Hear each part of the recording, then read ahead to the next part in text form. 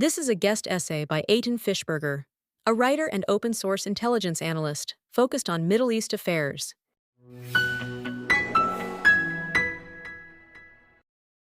What I witnessed in Gaza during my brief embed with the Israel Defense Forces last weekend wasn't a lack of aid, it was a refusal to deliver it.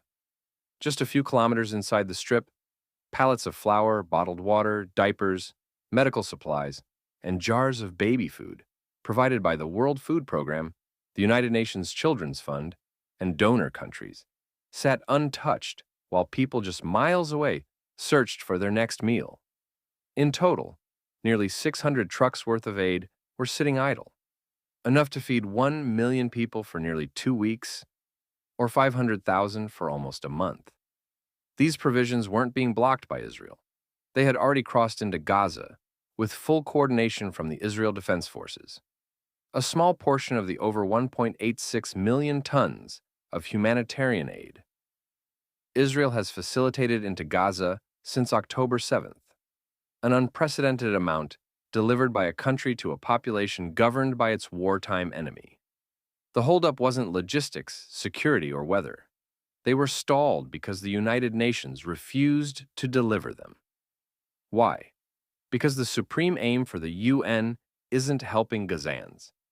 It's maintaining control over the humanitarian system that keeps it relevant, of the machinery that funds and justifies its existence. The UN and its vast ecosystem of aid agencies have spent decades building a sprawling, unaccountable empire in Gaza.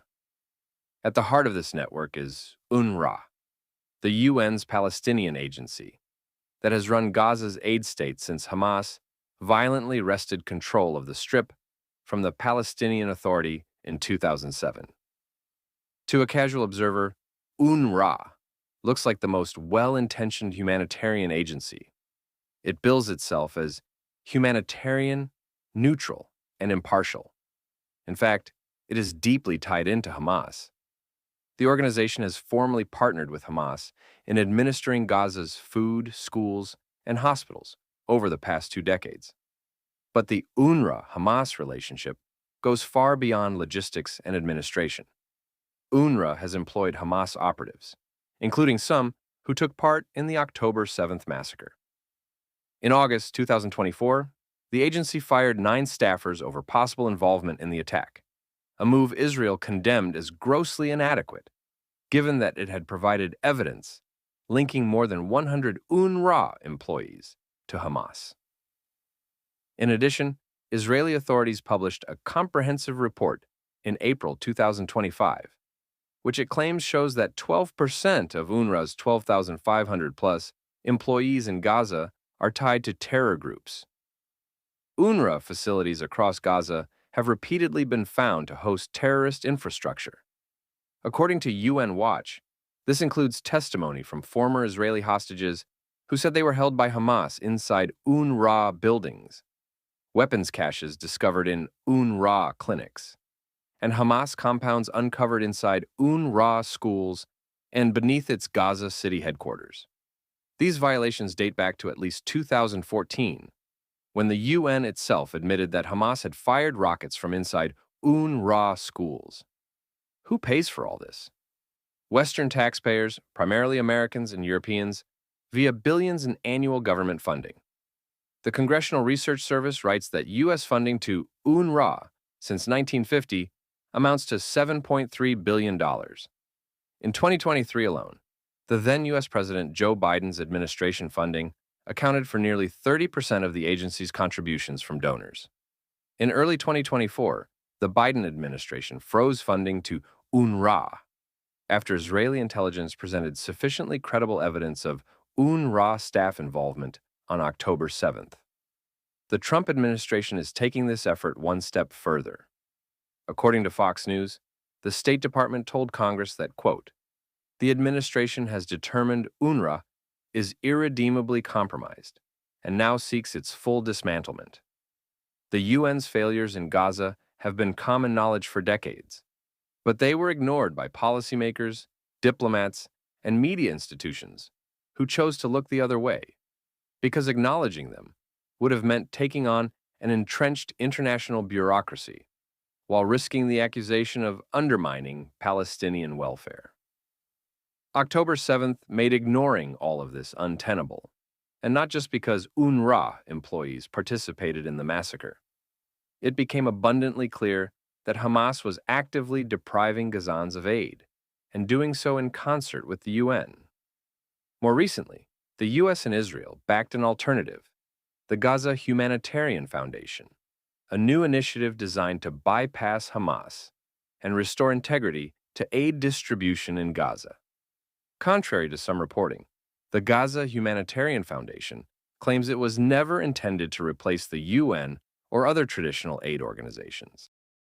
As the foundation put it in a July 29 statement, quote, "A common misconception about the Gaza Humanitarian Foundation is that we were established to replace the UN and traditional aid organizations. That is not the case. The Gaza Humanitarian Foundation's work complements, not supplants, those organizations." The group also noted that it had, quote, "secured a commitment from Israel to allow aid into Gaza under the existing mechanisms, including the UN, before launching operations." But even as a supplemental model, the foundation posed a direct threat to the UN's long-standing monopoly on humanitarian operations in Gaza, and that alone was enough to provoke backlash.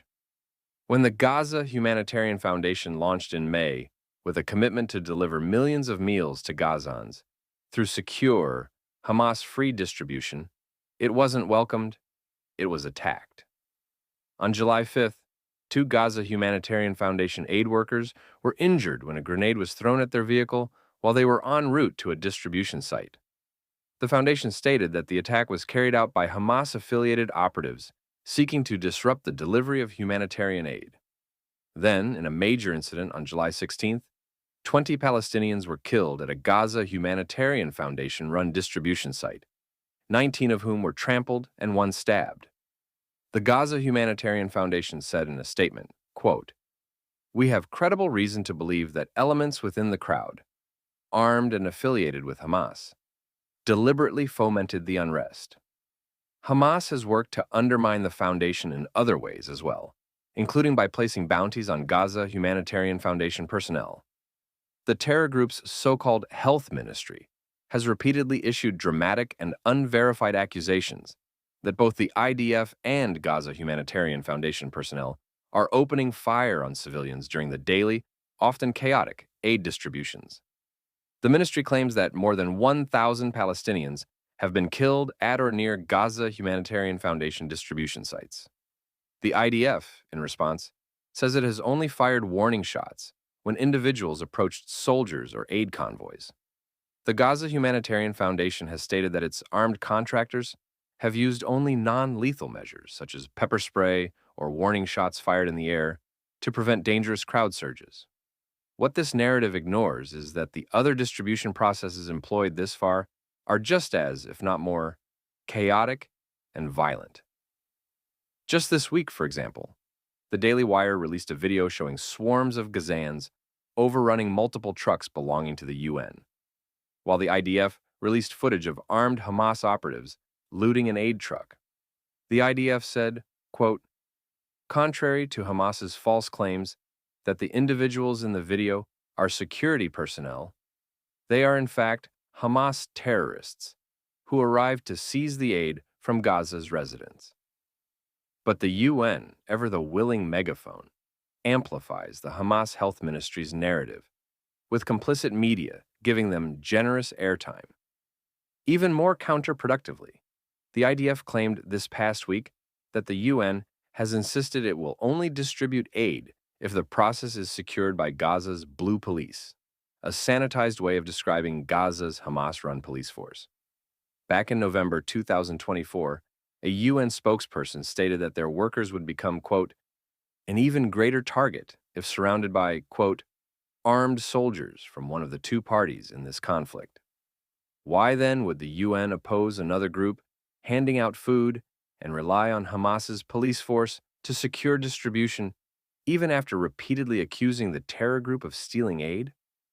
Why would it echo Hamas's unproven claims of quote-unquote aid massacres, despite the IDF and Gaza Humanitarian Foundation denying them, and rail against the Gaza Humanitarian Foundation for doing the very thing the UN is supposed to be doing? Because the Gaza Humanitarian Foundation's success is existentially threatening to the UN's model.